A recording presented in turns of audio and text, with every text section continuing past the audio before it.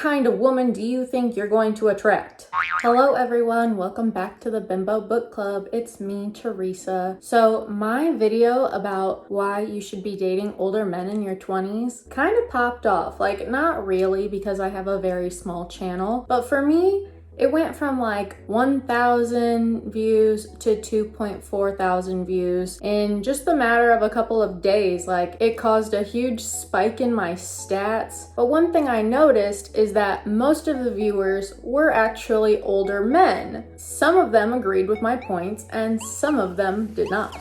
Some of them were telling me, no, this isn't true. Girls only want you for money. So in today's video, I wanted to talk about 5 ways that you can pick up a younger woman from my own perspective. I'm not some like dating coach who's telling you these are surefire ways, but this is from my experience as a girl in her 20s who dates men in their 40s. Except while I was making this list, it occurred to me. Recently, I was watching a video on Graham Stephan's channel, and he was reviewing this video a woman had made about ways to pick up wealthy men, which I think I could do, but I agree with the sentiment that Graham made, which was these are all kind of common sense things. It doesn't matter how wealthy or how old the man is. These are just things that you should be doing in general, or it's just a personal preference. So I decided to name this video today, Common Sense BS I Shouldn't Have to Explain to Old Men About Picking Up Younger Women.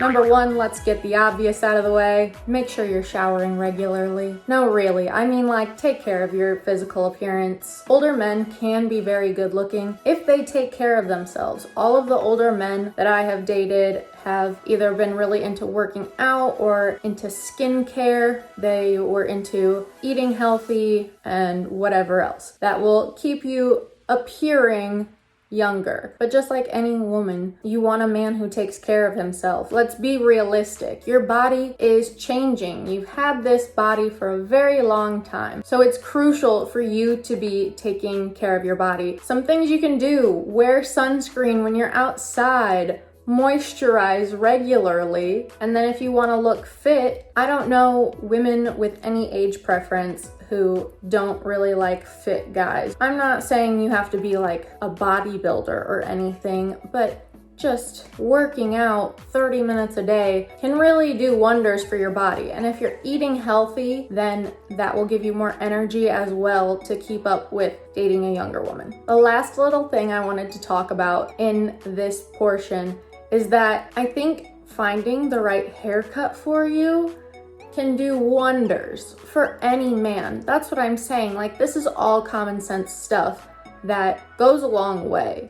It's the little things that matter when it comes to taking care of yourself. If you are successful and you really think girls are looking at you because you have money, you probably have experience making 2mm improvements every day and following patterns and learning from your mistakes and growing and all of those things. So just add these things to your routine. It's a tiny little minute detail that even if you can't put your finger on what it is, you know that something's just a little off. You can't think like, oh, that haircut is really bad for your face shape, but you always know if somebody's head just looks a little weird. So I really think for anyone of any age, getting a good haircut can do wonders for you. And I would even say if you're an older man and you're starting to bald, I don't think that you should go into denial. I think a lot of men go into denial. But if you're intentional with it and you shave your head bald, 1, people aren't even gonna notice that you're balding, and 2, it can kind of make you look a little younger, especially depending on your face shape and your body type. I think that it's an option to consider because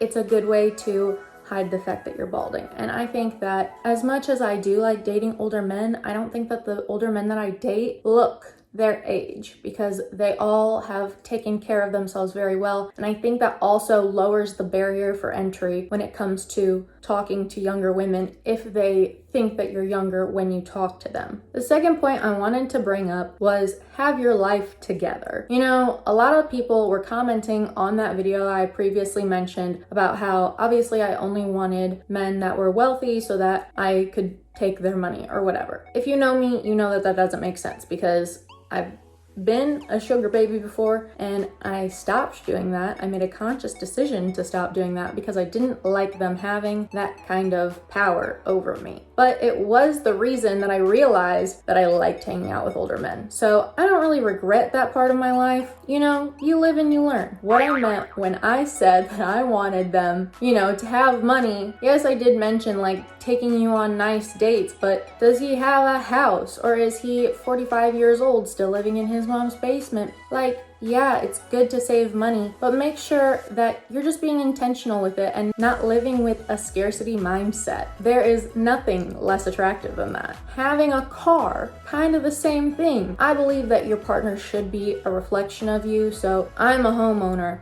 I have a car. I pay my bills. I want somebody who can do all of those things. And just like I said, this should be common sense, but some people were in the comments section complaining about these standards that I mentioned that I have for myself. It's not about taking their money. It's about seeing how they take care of their money. Where do your priorities lie? What do you spend money on? Money is a very taboo topic, and I think it's just ridiculous. I think it's naive to think that money isn't a factor in a relationship. However, I am a Capricorn Venus, so you might not have the same opinion as me. But with me, I see relationships as an investment of my time that I could be doing with something else. And money is a similar means of measurement to time, except for time is a finite resource and money is basically infinite. If you are not prioritizing your finances and realistically your own well-being, having money means that you can buy nicer things for yourself, you can take care of yourself better, and you feel more confident. And when you feel confident, you're vibrating at a high frequency, and that kind of abundance mindset will bring financial well-being to you as well. So that is why I think it's important for anyone that I date to be at least mindful of their money. You know, I'm not one of those people who's gonna be like, oh, you're dead broke, so I'm never gonna speak to you. No. But if you don't see the importance of your money and how you're prioritizing its use, then we're just not on the same page. And this has nothing to do with age. This is something I would expect from anyone that I made the decision to date. This point is all about taking care of those things that you value. You know, if you have a home or a car, don't be a slob because you value those things. And also, if she comes over and she sees you're a 45-year-old man who can't pick up after himself, she's gonna want nothing to do with you. But again, this is all common sense. I don't even know why I have to say this. And also, if you have children, are you taking care of them? Do you value them? Are you spending time and money on them? Number 3 of common sense BS that I shouldn't have to explain to you is to be open about your feelings. I know that I mentioned in my video what to consider before dating an older man, that sometimes they don't know how to express their emotions just because of the generation that they grew up in had a lot of internalized misogyny. Thankfully, subsequent generations have been working to break that stigma. It's just gonna take time. It's never gonna go away completely, but the universe revolves in circles. So think about the Renaissance when everybody was an artist or a poet or whatever. I'm not a history buff, so there might be a better comparison here, but I definitely think that there are some times in history that are more focused on capitalism and patriarchy, and then we go back to times that are more artistic and nurturing. And I think that we're getting very close to a shift in that energy. And on the flip side of that, listen to your partner when they try to express something to you. I think that younger generations really value being open and honest with their feelings so that they can get to the root of a problem rather than letting it fester. So maybe try adopting some of those habits if you're going to attempt to date somebody that's younger than you, because you know it's something they value in a relationship. Another problem with this misogynistic ideal that men aren't supposed to talk about their feelings, sometimes, like I said, it'll just sit and fester, so then they blow up. They get very angry, they start yelling, and some of them even get violent. And that is what we're trying to stop. So just make sure you're checking in with yourself and not taking out your insecurities and external problems on your partner. And if you find that you're unable to communicate like this, then you should probably take a step back from the dating world and go see a therapist instead. So my fourth point that I wanted to mention is don't be arrogant. You know, if you continuously talk about how rich you are and how successful you are and how great you are, what kind of woman do you think you're going to attract? Now, I'm not saying you can't be proud of your accomplishments, but I'm saying that if that's all you ever talk about and you never want to talk about anything else, like, what do you expect? I'm sorry. The women that you're gonna attract are the ones that are gold diggers because that's all you have to talk about. That's your entire personality. Figure it out. Get something new to talk about. Go get a hobby. If you're looking for a genuine connection, then you need to be genuine as well. Be yourself. Talk about all of the weird things that you don't think people are gonna like about you. That's the only way you're gonna find somebody that you really enjoy spending your time with. Your partner should celebrate your wins alongside you, but just don't be obnoxious about it. Is that so hard?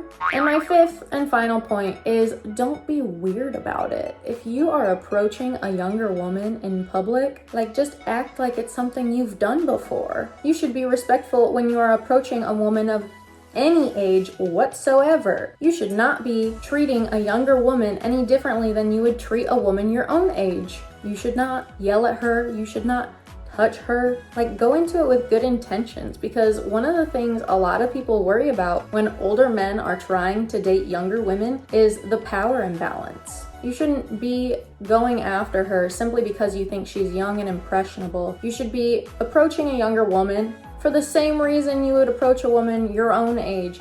You find her attractive, you enjoy spending time with her, and she makes you happy. Like, it's only weird if you make it weird. Just act like this isn't your first rodeo, okay? If you are confident and walk up to her and you have already done the self-work on yourself, you know, you look physically attractive, you're emotionally healed, you have an abundant mindset, and you just so happen to be wealthy, you have nothing to worry about. If you like this video, make sure you give it a thumbs up, hit the red subscribe button if you're interested in some of my stories about dating older men. Leave a comment, and I'll see you in the next one.